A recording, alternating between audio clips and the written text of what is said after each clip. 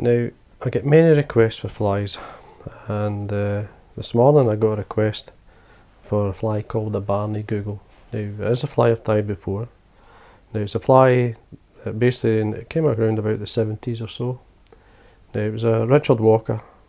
He wrote a book called Fly Dressing Innovations, and this was in the book, and that's where I got the pattern originally. Now, it is tied normally on a straight hook, but in this case I'm tying it on a curved hook because it's to represent what they call the phantom midge.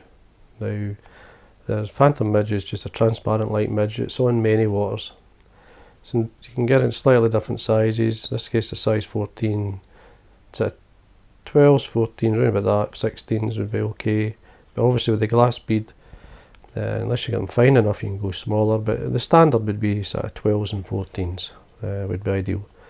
But I'm going to give it a go because I'm tying midge anyway, so I thought, well, I'll use this excuse to tie the fly. Now, the hook choice, I say, it's up to yourself. It could be a straight hook, you can tie whatever you like. I'm using a curved hook. In this case, it's a full and mill. It's called the Czech Nymph in black nickel. It's a barber's hook. Thread I'm going to be using is a Uni thread 80 in white. Just going to run the wax quickly through it, just to give me so plenty of grip. So what we do is we start at the eye, wind the thread to the point of the hook, which is there. Trim away. Now, for the body, it was basically Richard, he used a polythene, just a cut sort of polythene bag, cut it into a thin strip. But what you can buy now, you can buy in the fly tying world is a Uni-Mylar Clear, and this is a number 14. You can see it's just a clear sort of mylar, as they call it. So you want a good length of that. So I'm just going to cut a length off.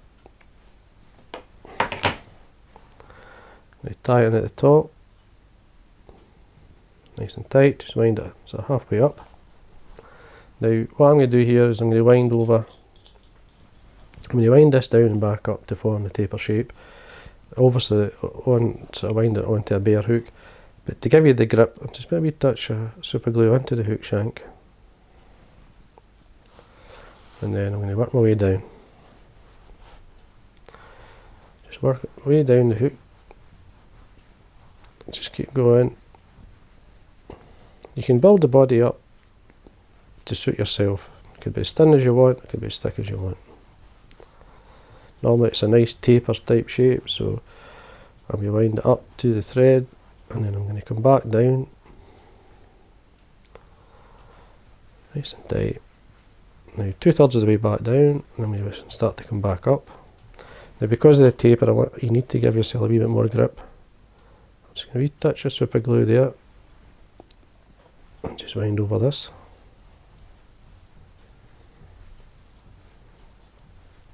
Then I'm going to come halfway back down and back up, and that should do it. Should give you a reasonable body. Now it did slip there a wee bit, so what I'm going to do is just a wee touch of super glue just at this point here where it slipped.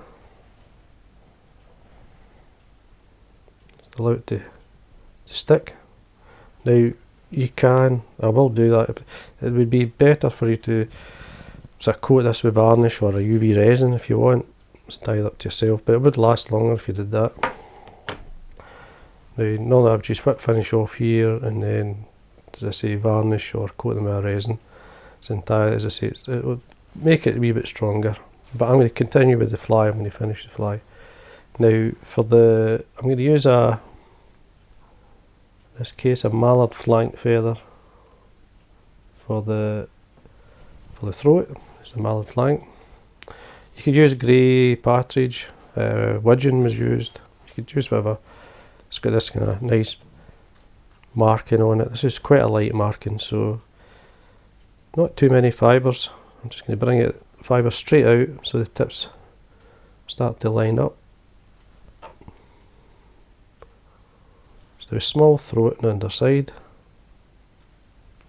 You pinch and loop up the way. Just to see how it sits, that's fine. Trim away. Again, a wee bit of wax on my thread. nice piece of thread down for tying in the dumbbells. Now, originally Richard he'd have the glass red beads, and he used wire, copper wire, but you can buy them dumbbell now. These are from Veniards. These are Damsel eyes in red, so obviously you just figure eight them on. It's so easy. If you don't like the black nylon through the centre, you can remove it and then use a white nylon. Use whatever colour you like. Just going to figure eight through it, so basically catch you on the top with a single turn, set them on, and then just figure eight through.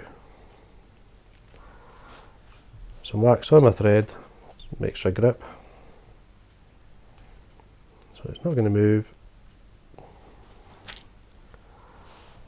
Bring the throat down. As I say, it's a very simple fly. Whip finish.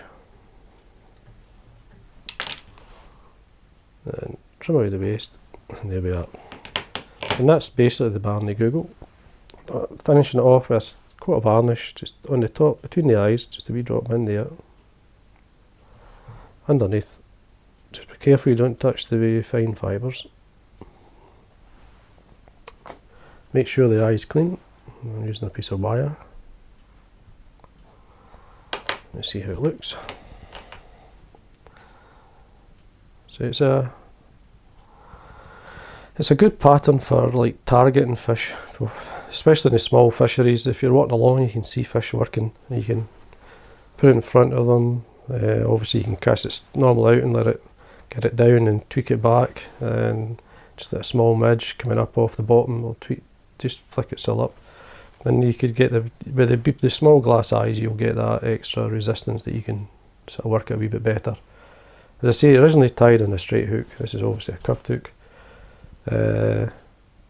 Simple fly, catches fish. So anyway, hope you enjoyed that. And the gentleman that contacted me through eBay, I hope this helps you. And thank you for watching.